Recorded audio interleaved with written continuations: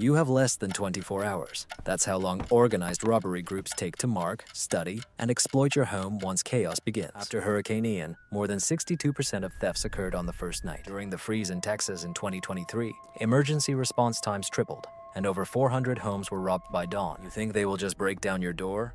No, they act smarter. They check, lie in wait, record, and manipulate while you're still trying to understand if the power is temporarily out. By the time you react, they are already inside. If you think just locking the door is enough, you have already become a target. These are 10 traps used by robbers, and most of them go off before you realize you're being attacked. Let's start with 10. A quiet reconnaissance. This is the simplest trap they use to reveal your weaknesses. Look, before you realize something is wrong, the first trap used by robbers against your home is nothing dramatic. She is not loud and does not resemble any Hollywood gadgets. She is thin, offensively simple, and works much more often than you want to believe. Here's the unpleasant truth. In the first 24 hours after the catastrophe, when panic spreads faster than information, up to 61% of thefts begin with a polite knock or doorbell press, according to Neighborhood Observer's data collected after events like Hurricane Ida and the Texas freeze. Why? Because people still think as they do in ordinary life. They believe that if someone knocks, it must be harmless. The robbers know this psychological slowdown better than you know your morning routine.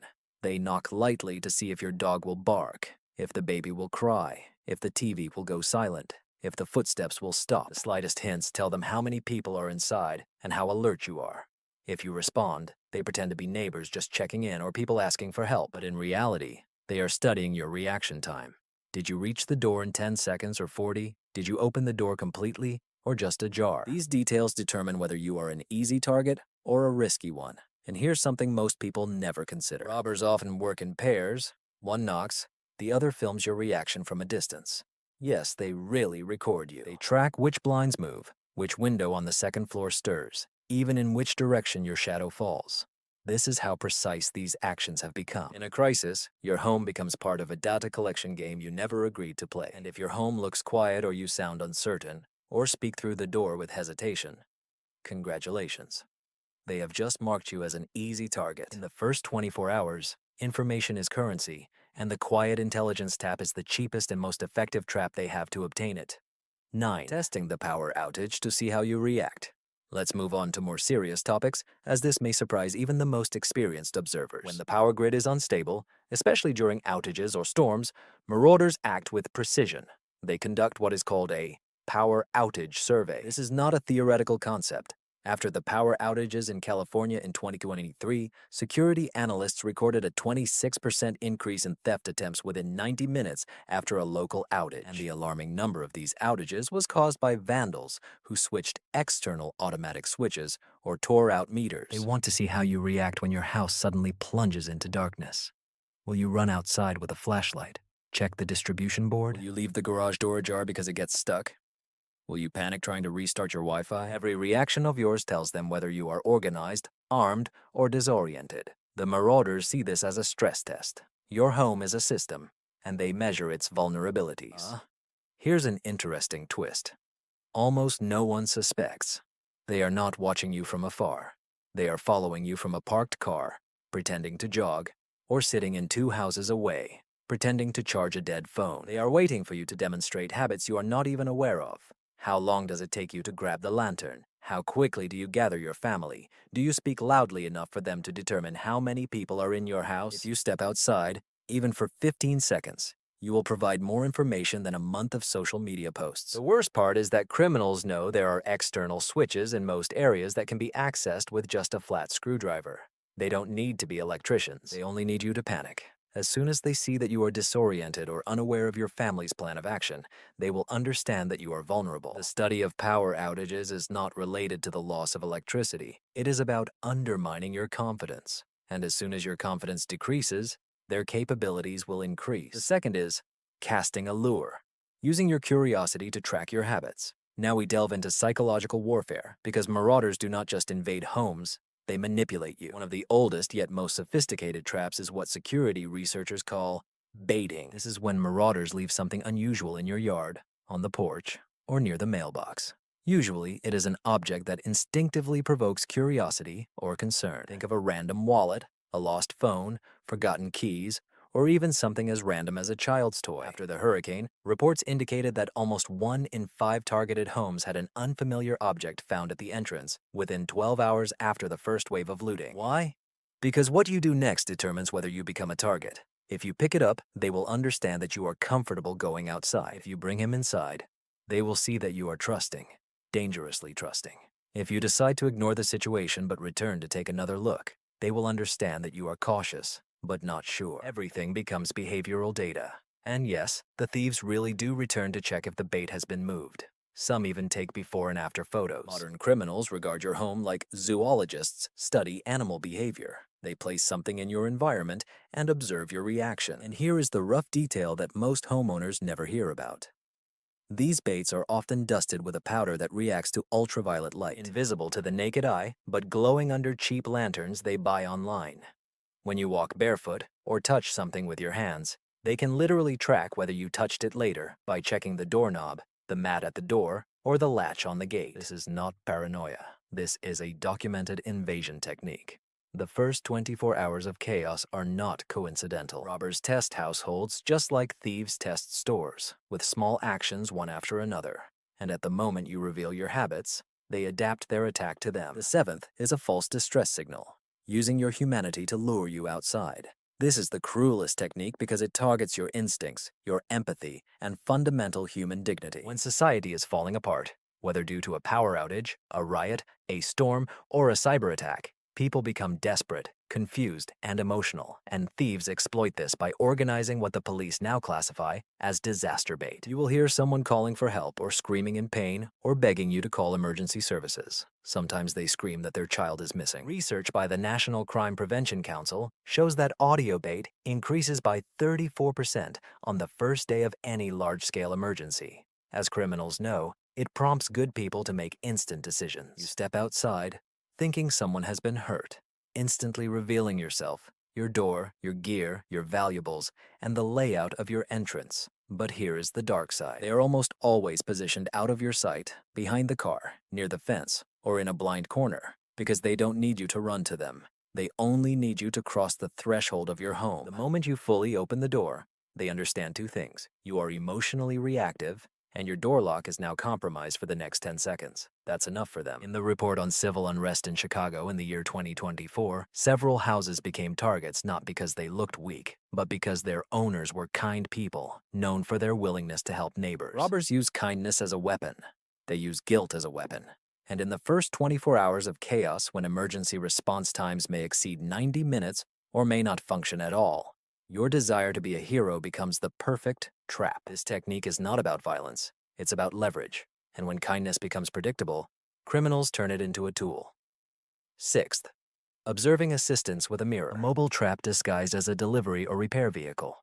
Have you ever noticed a van parked across from your house and felt that something was off? This is not a marked truck, but an ordinary white van without any identifying signs. Sometimes it has a ladder on the roof, sometimes sunshades on the windshield, and at times it just stands still for several hours while someone inside talks on the phone. This is not paranoia. This is a mobile surveillance trap. It is rapidly evolving. In fact, during the Canadian wildfires of 2023 and the fires in Lahaina, Hawaii, over 300 thefts after the disasters were linked to parked surveillance cars, vans, or SUVs with tinted windows and extended side mirrors used to monitor behavior on suburban streets in the first 24 hours of chaos. These vehicles are not just parked there by chance. They serve as mobile command posts for the robbers. Some of them are former rental vans purchased at auction. Others are stolen or borrowed from delivery services like Amazon Flex, DoorDash, or Instacart, allowing them to easily blend in with their surroundings. And here's what matters. Inside these vans, criminals often use dash cameras installed on the rear-view mirror, facing outward. That is why they park facing your house,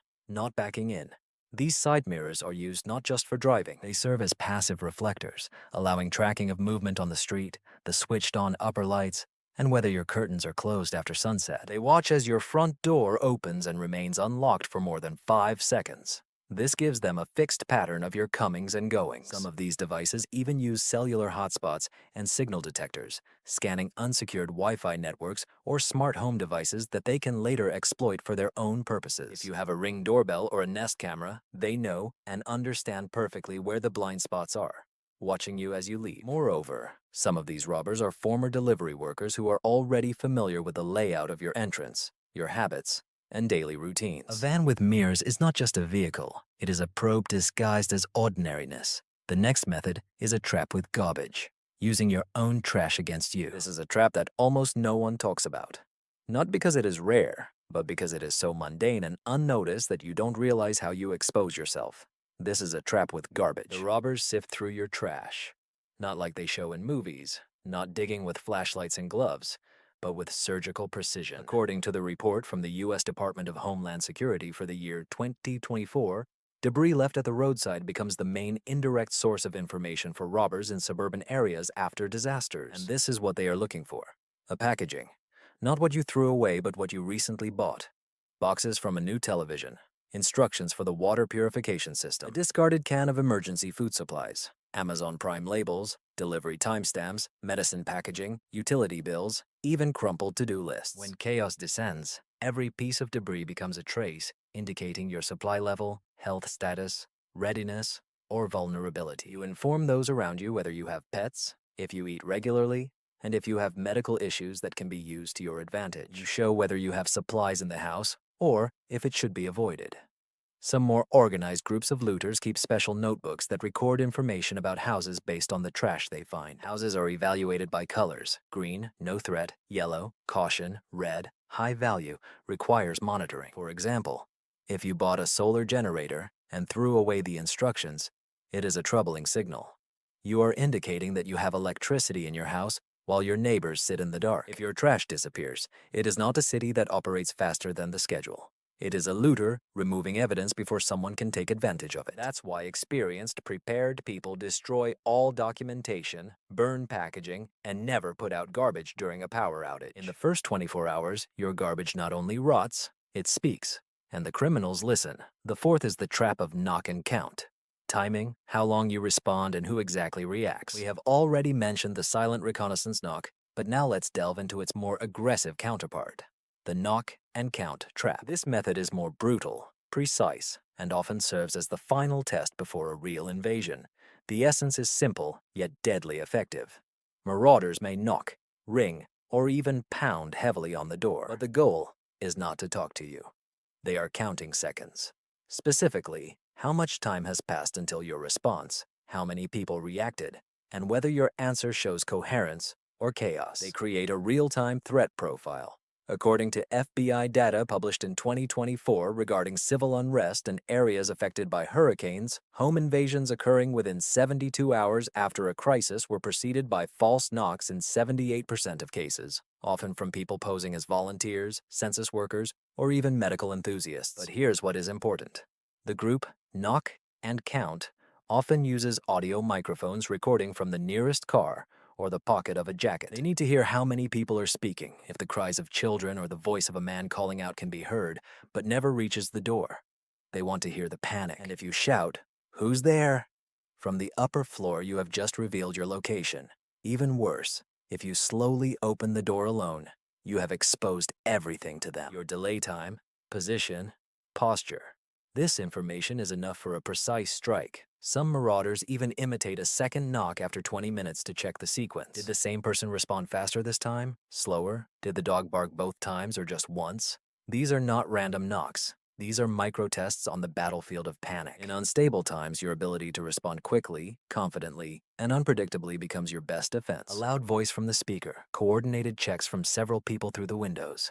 Even a simple change in who among the family members answers first can disrupt their usual order. But if your behavior remains unchanged, you have simply passed their test, and next time, they will not knock. The third is the corridor trap, forcing you to move along a predictable route when you go outside.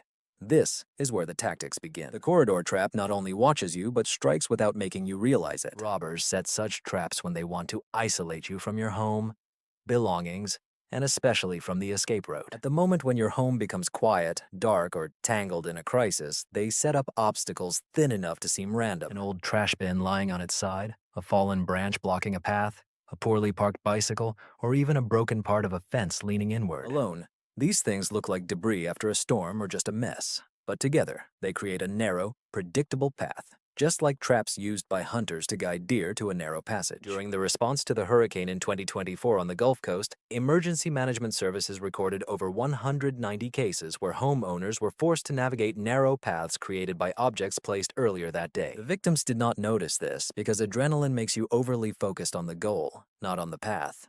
And what happens? You go out to check for damage, investigate a noise, or fetch a barking dog. Suddenly, your movement is restricted by a 2 or 3 foot corridor. They know exactly where you will step, how fast you will move, and which angles will remain unnoticed by you. The robbers are either at the end of this corridor or right behind one of the makeshift walls.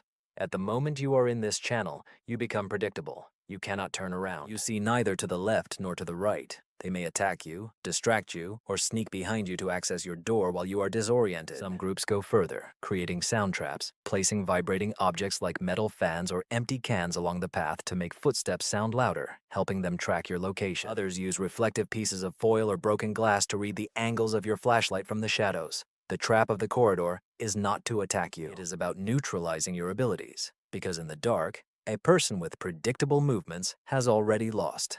The second is the trick of pretending to be a neighbor, using trust with surgical precision. It is cruel because it does not rely on fear. She leans on friendliness. When disaster strikes and connections break, robbers turn into chameleons. They borrow, steal, or invent identities on the spot, pretending to be someone from 3 houses down, a woman walking her dog at 7 in the morning, or a couple who just moved in last month.